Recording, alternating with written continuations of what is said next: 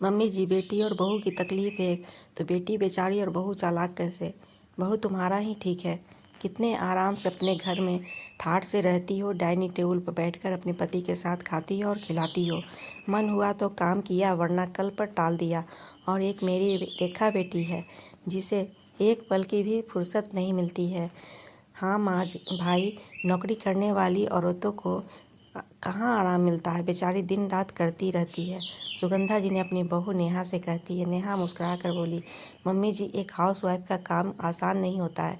जानती हूँ, कामकाजी महिला पास भी काम होता है। अगर आप भूल गई हैं तो मैं आपको याद दिला दूँ कि मैं भी पहले नौकरी करती थी। आपके पोते के जन्म के बाद किसी का सहयोग नहीं मिला और मैंने अपने काम से समझौता कर लिया। अगर आपने उस वक्त मेरा साथ दिया होता तो शायद आप मेरी भी तारीफ करती और मेरे लिए भी परेशान होती। पर अब क्या किया जाए। सुगंधा जी ने तुरंत बात को बदला और बोली, परेशान तो होती है, पर उस बेचारी को तो कभी फुर्सत भी नहीं मिलती है। खैर छोड़ो इस बात को, गर्मी की छुट्टी होगी तो उसे कुछ रोज़ के लिए यहाँ बुला लूँगी, थोड़ा आराम मिल जाएगा। इतना कहते हुए सुगंधा जी वहाँ से चली गई। उनके जाते ही नेहा की काम वाली सलोनी बोली, भाभी जी, दीदी जी कभी भी माँ जी को याद नहीं करती, फिर भी दिन रात माँ जी उनका ही नाम जपती है। और आप दिन रात घर में सबका ख्याल रखती हैं, फिर भी माँ जी आपके लिए क्यों नहीं सोचती है। आखिर बेटी और बहू में ये भेदभाव कब तक चलता रहेगा। नेहा हंसकर बोली, सलोनी, ये तो ज़माने से चला आ रहा है। बेटी बेचारी होती है और बहू चालाक होती है, पर अब कुछ लोगों की मानसिकता बदल रही है। ये भेदभाव अब बहुत कम घरों में रह गया है। मुझे भी कुछ करके अपने घर से ये भेदभाव खत्म करना होगा, पर कैसे। रेखा का ससुराल और मायका दोनों एक ही शहर में था, तो आना जाना लगा रहता था। रेखा के पति ने रविवार के शाम अपने बॉस को परिवार के साथ खाने पर बुलाया। अब रेखा ठहरी आराम करने वाली। पति ने घर में खाने की बहुत तारीफ कर दी थी। ऑफिस में अब बेचारी रेखा करे तो करे क्या, नौकर चाकर तो खाना भी वैसा ही बनाएंगे। जब उसे कुछ नहीं सूझा तो उसने अपनी माँ को फ़ोन किया और अपनी परेशानी बताई। सुगंधा जी बोली, दामाद जी को सोचना चाहिए कि तुम भी कामकाजी महिला हो, आखिर एक रविवार ही छुट्टी मिलती है। उस दिन भी उन्होंने अपने बॉस बाबू को बुला लिया है। अब तुम इतना कुछ बनाओगी, आखिर कैसे संभाल पाओगी। रेखा बोली, हाँ माँ, इसलिए तो आपको फ़ोन की हूँ। उल्टा आप मुझसे पूछ रही हैं, जल्दी से जल्दी कुछ उपाय बताइए। सुगंधा जी बोली, जरा ठहरो, मैं बहू से बात करती हूँ। तुम ऐसा करो, नौकरों से चावल और रोटी बनवा लेना, बाकी की सब्जी और दूसरी चीज़ें मैं बहू से बनवा कर भिजवा दूँगी। आखिर तुम्हारी भाभी और है, इतना तो तुम्हारे लिए कर ही सकती है। रेखा खुश हो गई और कि अब उसे मेहनत नहीं करनी पड़ेगी। नेहा अपने बेटे को स्कूल से लेकर आई ही थी, हाथ मुँह धुलवा कर उसे खिलाकर सुलाई।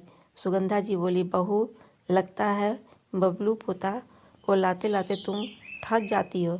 चलो अच्छा है, कल शनिवार भी, फिर रविवार आराम ही आराम है। नेहा आश्चर्य से सुगंधा जी को देखी। उसे शंका हुआ कि इतने प्यार से बहू की परेशानी देख ले, ऐसी तो वो नहीं है। उसने इनका हंसकर कहा, हाँ मम्मी जी, शनिवार रविवार है, पर आराम कहाँ है। सारे कपड़े धोने हैं, घर की डस्टिंग करनी है, बहुत सारे काम हैं। इतना कहकर नेहा दूसरे काम में लग गई। अगले दिन शनिवार था। सुगंधा जी छटपटा रही थी कि अपनी बेटी की परेशानी का हल कैसे निकाले। नेहा सबको नाश्ता करवाकर बस पीठ सीधी की थी कि सुगंधा जी बोली, बहू, इस हफ्ते साफ सफाई का काम रहने दो, तुम बहुत थक गई हो, अगले हफ्ते कर लेना। नेहा बोली, नहीं मम्मी जी, कल पर अगर टालूंगी तो अगले हफ्ते तक घर का और गंदा हो जाएगा। घर में छोटा बच्चा है, ध्यान रखना चाहिए। आप कहिए, क्या आपको भी कुछ काम है। सुगंधा जी बोली, भला मुझे तुमसे क्या काम रहेगा। तभी उधर से नेहा के पति मुकेश आए और बोले, चलो इस हफ्ते मैं भी तुम्हारी मदद कर दूंगा, बताओ क्या मदद करनी है। नेहा बोली, बस बस रहने दीजिए, आप मदद क्या करेंगे, उल्टा मेरा काम बढ़ा देंगे। पिछली बार बोले लाओ पोछा लगा देता हूँ और पूरी बाल्टी का गंदा पानी घर में फैला दिया। ना बाबा ना, मुझे ऐसी मदद नहीं चाहिए। दोपहर होते होते सुगंधा जी खाने के टेबल पर नेहा से बोली, बहू कल रविवार है तो तुम नाश्ता मत बनाना, नुक्कड़ की दुकान पर कचौड़ी और सब्जी बहुत अच्छी मिलती है, वो हम खा लेंगे। और दोपहर में क्यों ना मुकेश और मैं बबलू को संभाल लेंगे और तुम रेखा के घर चली जाओ। मुकेश हैरानी से देखा और बोला, माँ, नेहा दीदी के घर क्यों जाएगी, और बच्चे को संभालना इतना आसान नहीं है। आप बस स्टॉप से तो उसे ला नहीं पाती हैं, फिर घर में कैसे संभालेंगी। सुगंधा जी बोली, जैसे तैसे संभाल लूँगी, अभी ज़्यादा ज़रूरी रेखा की परेशानी है। नेहा बोली, माँ जी, मैं 2 दिनों से देख रही हूँ आपके मन में ज़रूर कुछ चल रहा है, आखिर बात क्या है, साफ साफ कहिए। सुगंधा जी बोली, बेचारी मेरी बेटी दिन रात काम करती है पर एक दिन का आराम नहीं मिलता है। ऊपर से कल जमाई बाबू ने अपने बॉस बाबू को खाने पर बुला लिया है। अब अकेली रेखा बच्ची क्या क्या करेगी।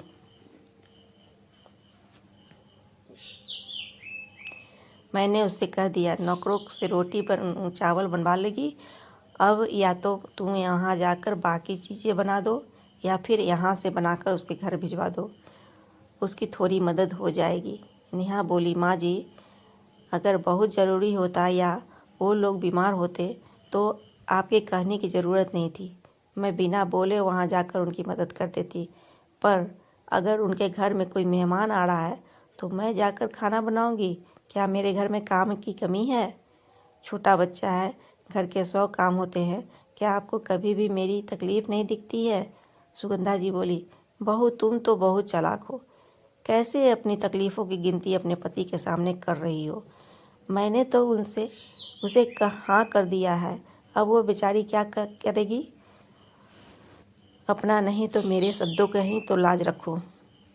नेहा बोली, मम्मी जी एक बात बताइए, बेटी और बहू की तकलीफ़ें तो एक होती है क्योंकि दोनों औरतें होती हैं,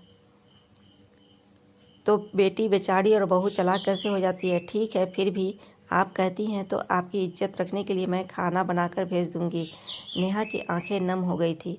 मुकेश बोले, कोई ज़रूरत नहीं है खाना बनाकर भेजने की। माँ, पिछली बार याद है ना, छठ के समय नेहा पूरे घर को संभाले थी, ऊपर से दीदी अपने पूरे परिवार को यहाँ लेकर आ गई थी। जब हमने कहा कि अपने नौकरों को साथ ले जाओ तो बोली, नहीं, बहुत दिनों से छुट्टी मांग रहे हैं, इसी मौके पर उन्हें छुट्टी दे देती हूँ। कम से कम जब मैं घर जाऊँगी तो छुट्टी नहीं लेंगे। उस वक्त उन्हें आपकी और नेहा की तकलीफ़ नहीं दिखी थी, तो अब मेरी पत्नी क्यों किसी की तकलीफ़ में शामिल होगी। सुगंधा जी बोली, तुम्हें अपनी पत्नी की तकलीफ़ दिखती है, यह बहन की नहीं। मुकेश बोला, नेहा जाओ अपना काम करो, कोई किसी के लिए खाना नहीं बनाएगा, और इतनी तकलीफ़ है तो जीजा जी अपने बॉस को बोल दे कि उनकी पत्नी नौकरी करती है जिसे खाना नहीं बनाने आता है। इतना कहकर मुकेश गुस्से से वहाँ से चले गए। नेहा सुगंधा जी से बोली, मम्मी जी मैंने तो हाँ कर दी है पर अब ये मना कर रहे हैं तो मैं क्या कैसे करूँ। सुगंधा जी बोली, बहू, ये चालाकी अपने पति के सामने करना, जानबूझकर तुमने उसके सामने ये ड्रामा किया है ताकि वो मना कर दे।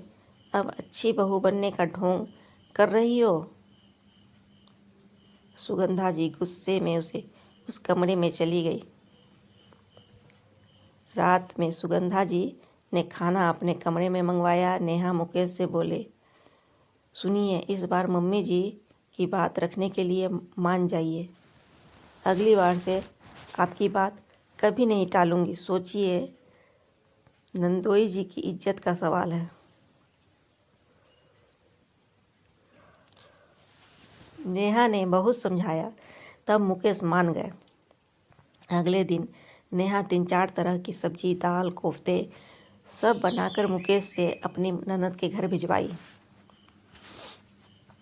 मुकेश ने अपने बहनोई से कहा, जीजा जी, बॉस को जब खाना खिलाओगे तो ये बात ज़रूर बताना कि ये खाना आपकी नौकरी वाली पत्नी से नहीं बल्कि मेरी हाउसवाइफ पत्नी ने बनाया है।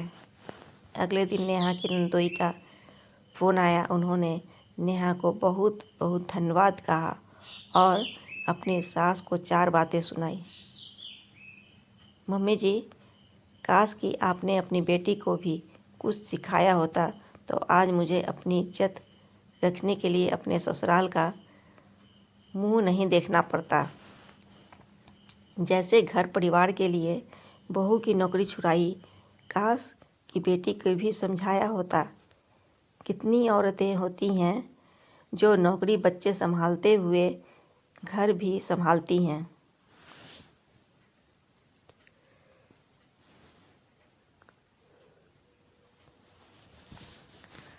आप अपनी बेटी से पूछिएगा कि आखिर वो क्या संभालती है। सुगंधा जी को दामाद की बात अंदर तक लगी। करीब 1 हफ्ते तक घर में खामोशी छाई रही। रेखा ने फ़ोन किया, माँ, गर्मी का दिन आ गया रहा है, थोड़े से आम के अचार ही बनवा लो या भाभी से बनवा लो, बैठी ही तो रहती है। सुगंधा जी बोली, अगर वो बैठी रहती है तो तुम कौन सा तीर मार लेती हो। अगर अचार खाना है तो अचार बनाना सीख लो। और आज जो तुम नौकरी कर रही हो ना, मेरी बहू की नौकरी करके छोड़ चुकी है। कम से कम अपने घर परिवार को तो संभालती है, कभी भी दूसरे की मदद नहीं मांगती है। बेचारी मेरी खुशी के लिए हमेशा तुम्हारी मांगें पूरी करती है, पर तुम हो कि चालाकी से अपना काम निकाल लेती हो। अब मुझसे ये सब ना होगा। बेटी बेचारी और बहू चालाक, हर घर में ऐसा हो ज़रूरी नहीं है, कई बार उल्टा भी होता है। सास की तेज आवाज़ सुनकर नेहा कमरे से बाहर आई और बोली, मम्मी जी, क्या हो गया है जो आप दीदी को इतनी बातें सुना रही हैं। सुगंधा जी बोली, कुछ ज़्यादा ही। मैंने अपनी बेटी को सर पर बैठा लिया था। उसे लगा उसकी चालाकी उसकी माँ पकड़ नहीं पाएगी, पर वो भूल गई है कि मैं आखिर उसकी माँ हूँ। सही कहता है मुकेश, हर बहू चालाक और बेटी बेचारी नहीं होती है, कई बार उल्टा भी होता है। नेहा सुगंधा जी की बात सुनकर उनको गले से लगा ली और बोली, मम्मी जी, पुराने गिले शिकवे अब भूल जाइए। चलिए नई शुरुआत करते हैं। अब ना तो कोई बेचारी और ना कोई चालाक, बस माँ बेटी का रिश्ता होगा, अब चाहे वो मुझसे हो या दीदी से। सुगंधा जी मुस्कुराकर नेहा के सर पर हाथ रखकर उसे आशीर्वाद दिया। अब जब कभी भी रेखा मजाक में भी कुछ डिमांड करती तो नेहा के कहने से पहले सुगंधा जी मना कर देती थी। अंत भला तो सब भला। मित्रों, अगर बहू को घर की जिम्मेदारी के साथ अपनापन दे तो वह बेटी से बढ़कर करती है। बस आपको दिल से उसकी भी तकलीफ़ देखनी होगी, तभी आप बेटी और बहू का फ़र्क मिटा सकेंगी। आशा करती हूँ वीडियो अच्छा लगा हो तो प्लीज़ लाइक, शेयर, कमेंट और सब्सक्राइब करना ना भूलें। Thanks for watching.